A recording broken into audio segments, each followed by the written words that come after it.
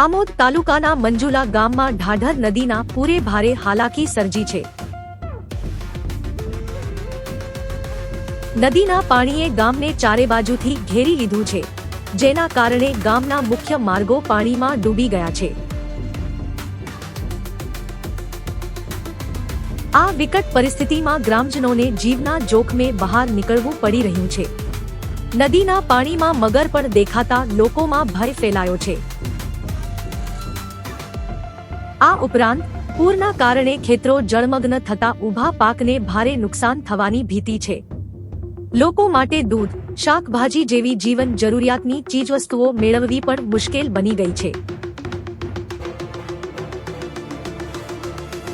ગ્રામજનોએ તાત્કાલિક તંત્ર દ્વારા રાહત અને બચાવ કામગીરી હાથ ધરવા માંગ કરી છે।